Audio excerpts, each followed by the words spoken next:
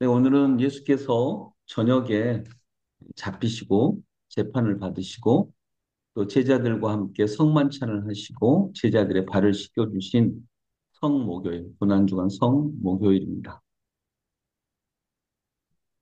3절에 보면 빌라도가 예수께 묻습니다. 당신이 유대인의 왕이요? 하고 묻습니다. 예수님께서는 당신이 그렇게 말하고 있어. 이렇게 얘기했습니다. 그런데 요한복음에는 또 이렇게 표현되어 있습니다. 당신이 유대인의 왕이오라고 하니까 예수님은 아니다라고 얘기합니다. 그때 빌라도가 묻습니다. 당신이 왕이요? 유대인의 왕이오가 아니라 당신이 왕이요라고 물을 때 예수님이 내가 왕이다 이렇게 대답합니다.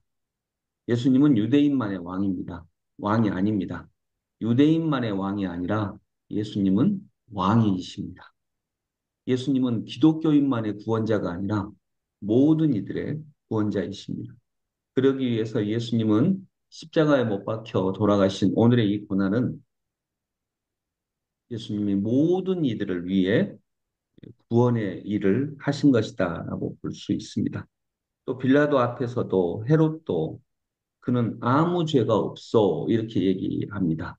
그들을 통해서 예수님은 아무 죄가 없으시고 또 아무 죄가 없으신 분이 십자가에 못 박히신 것은 죄 있는 이들을 위해 그들의 죄를 대신 짊어지신 것이다라고 하는 것을 또 분명히 성경은 얘기하고 있습니다. 제가 오늘 저희가 오늘 들어온 말씀은 23절입니다.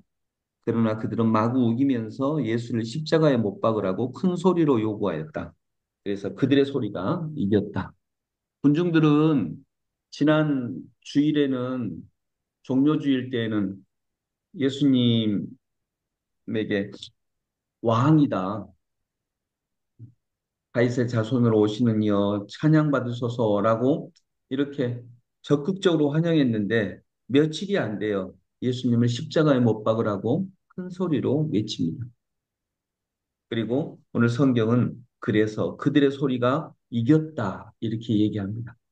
그들의 소리가 이깁니다. 항상 소리가 말씀을 이기는 것처럼 보입니다. 오늘 본문에서도 말씀이신 예수가 이기신 것이 아니라 그들의 소리가 이겼습니다. 그러나 그때 외쳤던 그들의 소리는 지금 사라지고 말씀은 영원합니다. 큰 소리가 아닌 진리를 품은 작은 뜻, 새벽에 세미하게 들리는 그 음성에 우리가 복종할 수 있기를 소망합니다. 24절에도 보면 빌라도는 예수를 죽음으로 내어주고 손을 씻었다. 즉, 그 누명에 대한 책임은 자기의 것이 아니라고 얘기합니다. 그러나 사도신경은 그것을 분명히 빌라도의 것으로 기억합니다.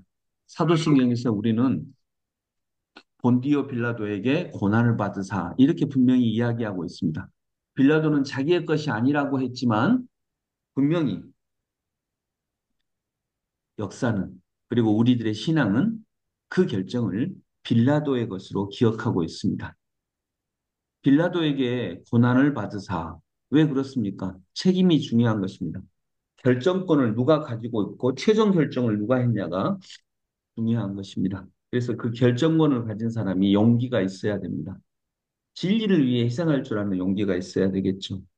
그리고 제일 마지막 절, 예수는 그들의 뜻대로 하게 넘겨주었다. 백성들의 뜻대로 하게 백성들이 십자가에 못 박으라 했는데 그렇게 넘겨줍니다.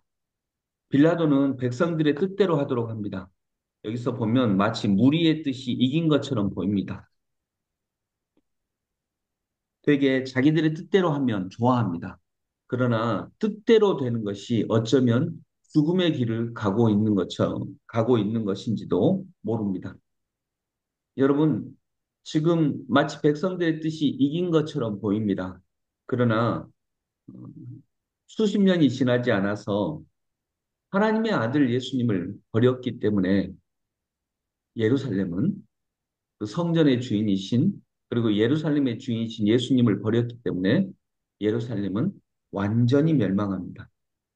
그들의 뜻이 지금은 이긴 것 같지만 정작 결정적으로는 그들이 이 결정 때문에 완전히 멸망하게 되는 이런 일을 당하게 되는 것입니다. 사무엘 시대 때 대제사장 엘리의 아들들을 보면 성경 그에 대한 이야기들이 있습니다. 엘리에 대한 이야기가 나오는 사무엘상 3장 25절, 사무엘상 2장 25절입니다.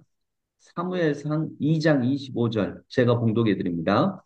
엘리와 엘리 제사장과 그의 타락한 아들들이 있는데 그에 대한 기록입니다.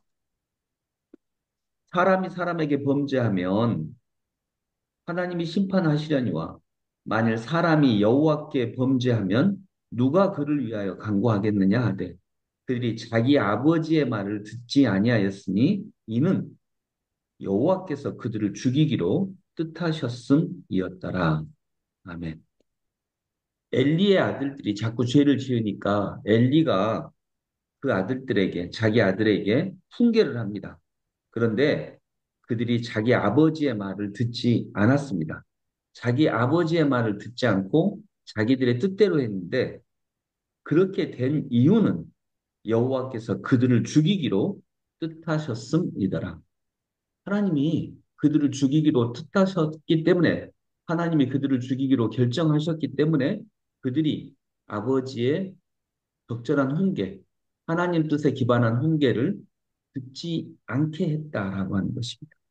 마치 그들의 뜻이 이긴 것 같습니다. 그러나 그것은 그들의 죽음에 대한 신호입니다. 오늘 25절에 그들의 뜻이 이긴 것 같습니다. 그래서 예수님을 그들의 뜻대로 할 수 있도록 넘겨주었습니다. 그러나 그것이 하나님께서 그들을 죽이기로 뜻하셨습니다라. 이렇게 될 수 있습니다. 그래서 여러분, 가끔씩 우리 뜻대로 되는 일, 이게 다 좋은 건 아닙니다.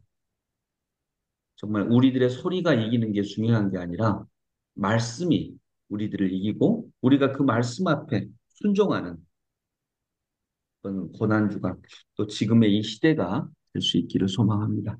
기도하겠습니다. 하나님 아버지, 그들의 소리가 이긴 것처럼 보입니다.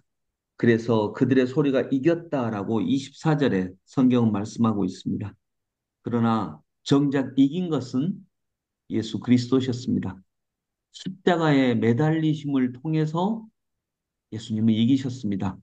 온 세상의 구원자가 되셨습니다. 하나님, 우리도 가끔 우리들의 소리대로 되기만을 소망합니다. 그러나 우리들의 소리가, 내 소리가 말씀을 이기지 않도록 인도하여 주시옵소서.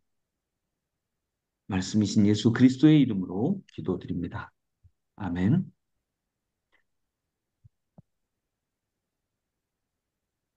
네.